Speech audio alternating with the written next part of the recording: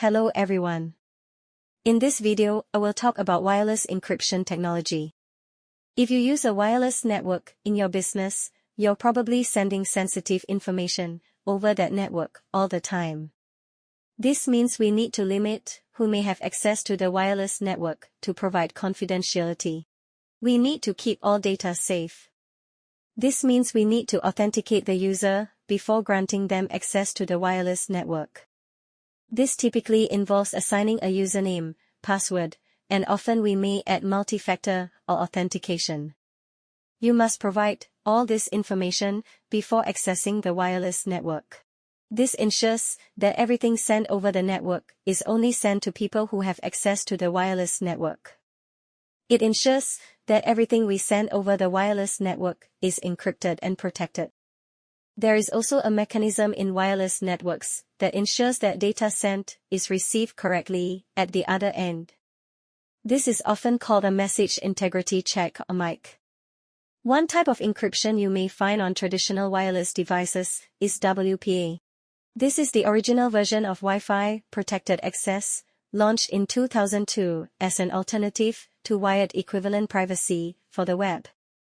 We discovered a significant encryption vulnerability in our network.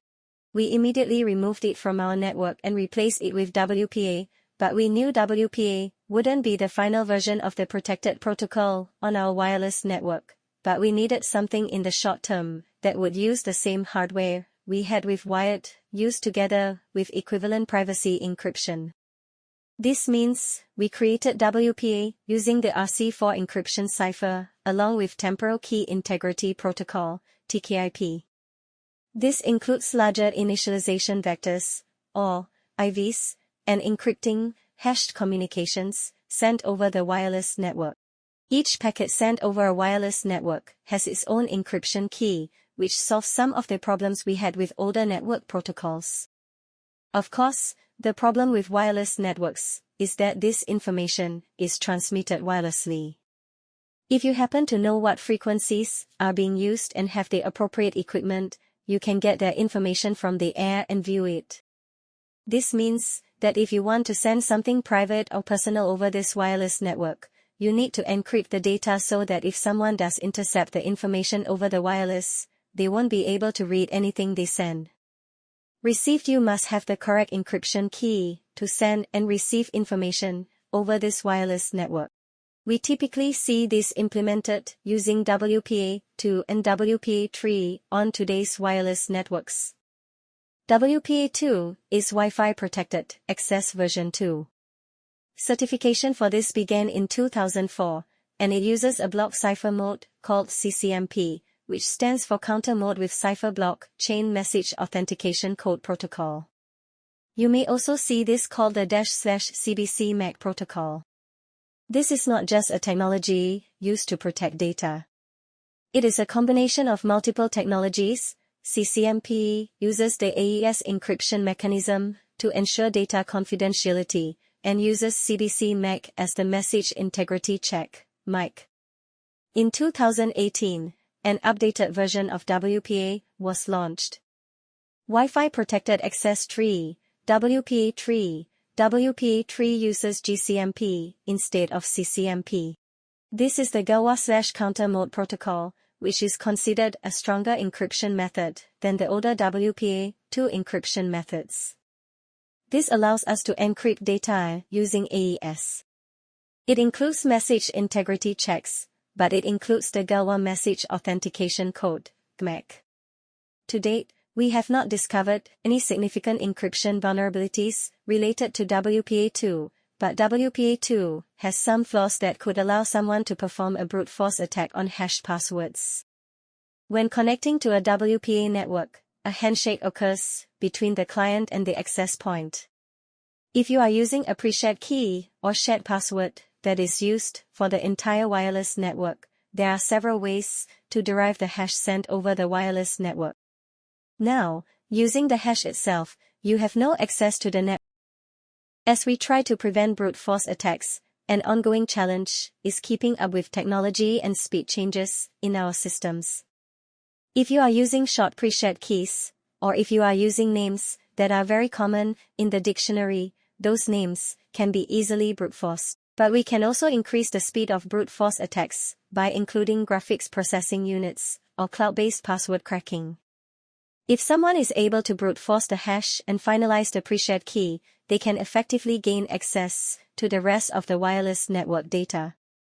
If you are using a pre-shared key with WPA3, the handshake process has been changed to prevent this from happening. This uses a technology called mutual authentication, where you not only authenticate to the access point, but the access point authenticates to you using WPA3. Both devices can create a shared session key without sending it over the network. This means we don't have to perform a handshake. We don't send the hash over the network, so there's no chance for someone to get that hash and perform a brute force attack. This also includes perfect forward secrecy.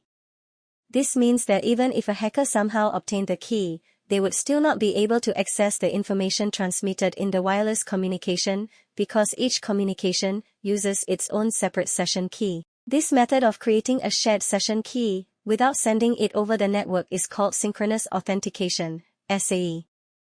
If you know anything about key exchange, you've probably heard of the term Diffie-Hellman. And this exchange method is very similar to the Diffie-Hellman method. It just adds an authentication component between the two devices. Each user will have a different session key, even if everyone uses the exact same pre-shared key. This synchronous authentication is built into the IEEE standard, and you may see it referred to as the Dragonfly handshake. So now we need to configure the appropriate security access points for our network. If you visit an access point, you may find that there are many options for configuring an access point or wireless router with the appropriate level of security. One configuration could be to configure it as an open system. The wireless network is not encrypted. No authentication required. You just need to connect to that specific wireless access point to communicate over the wireless network. In our home we usually use pre-shared keys, and we use the same shared key on all devices. This is sometimes called a WPA2 or WPA3 personal connection. You may also see it referred to as WPA2 or WPA3 PSK, which refers to pre-shared key. If you can set this up in the access point, everyone on the network will use the same key, and any new user on the network will have to obtain that pre-shared key to access the corporate or corporate network. However, we don't want to use a pre-shared key that can easily be lost or given to someone else. Instead, we will use a separate username and password for each user. If you look at the configuration on the access point, this may be called WPA2 or WPA3 Enterprise. You may also see it referred to as WPA2 or WPA3 802.1x, which typically utilizes an authentication server on the backend so that all users can use their normal username and password. These authentication details are checked against an Active Directory server, a Radius server, or some other type of authentication service. Okay, that's it for today's video. Thank you all for watching. See you next time.